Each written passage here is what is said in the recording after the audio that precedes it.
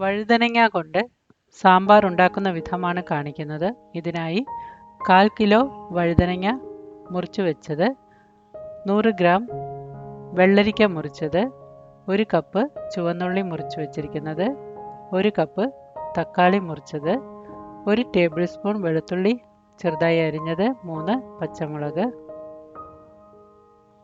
1 cup തുവരപ്പരിപ്പ് വെള്ളത്തിൽ കുതിർത്ത് വെച്ചത്.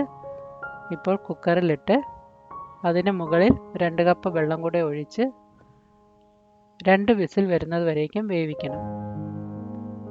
അതിനുള്ളിൽ ഒരു പാനിൽ എണ്ണ ചൂടാക്കി 1 ടീസ്പൂൺ കടുകിട്ട് പൊട്ടുമ്പോൾ 1/2 ടീസ്പൂൺ ഉലുവ കൂടി ചേർക്കണം. 1 ചുവന്നുള്ളി അരിഞ്ഞതും 1 ടേബിൾ സ്പൂൺ വെളുത്തുള്ളി അരിഞ്ഞതും ഇതിലേക്കിട്ട് വഴറ്റാം.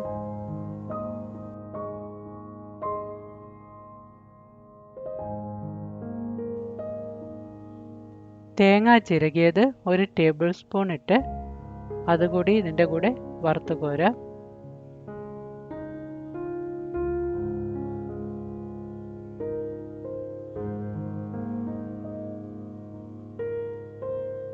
ചുവന്നുള്ളി അരിഞ്ഞു വെച്ചിരിക്കുന്നതിട്ട് നന്നായി വഴറ്റാം. കത്തിരിക്ക അരിഞ്ഞതും കൂടെ ചേർത്ത് നന്നായി വാട്ടിയെടുക്കാം.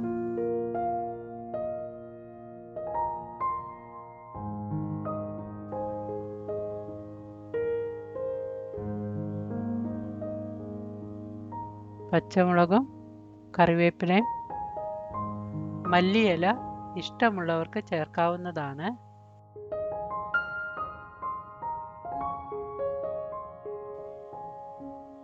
ഇത് നന്നായി വഴന്നതിന് ശേഷം 1/4 ടീസ്പൂൺ മഞ്ഞൾപ്പൊടി, 1 ടീസ്പൂൺ മല്ലിപ്പൊടി, 1 ടീസ്പൂൺ മുളക് പൊടി ഇത് ഈ പച്ചക്കറിയോട് കൂടി ഇട്ട് ഒന്ന് മൂപ്പിച്ചെടുക്കാം. അതൊന്ന് മൂത്തതിന് ശേഷം 2 ടീസ്പൂൺ സാമ്പാർ പൊടി ഇതിൻ്റെ കൂടെ ചേർക്കാം. അത് നന്നായി ഒന്ന് വഴറ്റിയെടുക്കാം.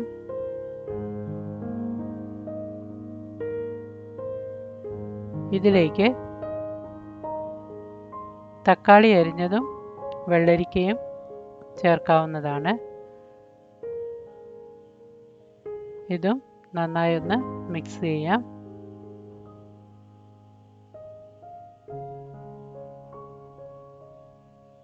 ഒരു ചെറിയ നാരങ്ങ സൈസ് പുളിയെടുത്ത് ഇതുപോലെ ജ്യൂസാക്കി ആ വെള്ളം മാത്രം ഇതിനകത്തേക്ക് ഒഴിക്കാം.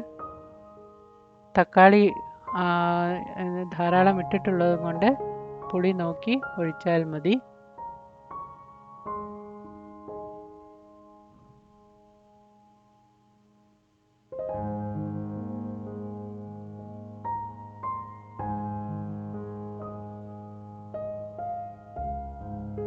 ഇതെല്ലാം കൂടെ നന്നായി ഒന്ന് തിളയ്ക്കട്ടെ. കുക്കർ തുറന്ന് പരിപ്പ് നന്നായി വെന്ത് കാണും. അതിലേക്ക് നമുക്ക് ഈ പച്ചക്കറി മസാലക്കൂട്ട് ഇട്ട്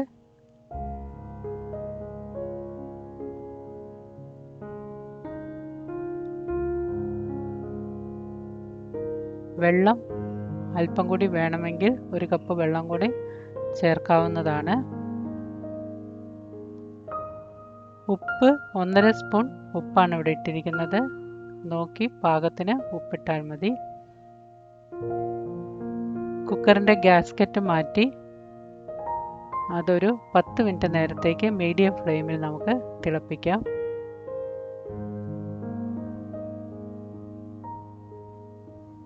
ഇപ്പോൾ ആ പച്ചക്കറി എല്ലാം നന്നായി വെന്ത് ഉപ്പെല്ലാം നന്നായി പിടിച്ച് കാണും. നമ്മുടെ സാമ്പാർ റെഡി ആയിട്ടുണ്ട്.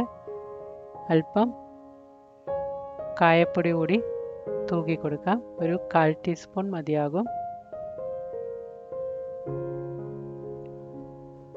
സ്റ്റവ് ഓഫ് ചെയ്തിട്ട് കായപ്പൊടി ഇട്ടാൽ മതി. നമുക്ക് വിളമ്പാനുള്ള പാത്രത്തിലേക്ക് വിളമ്പി വയ്ക്കാം. Thank you for watching.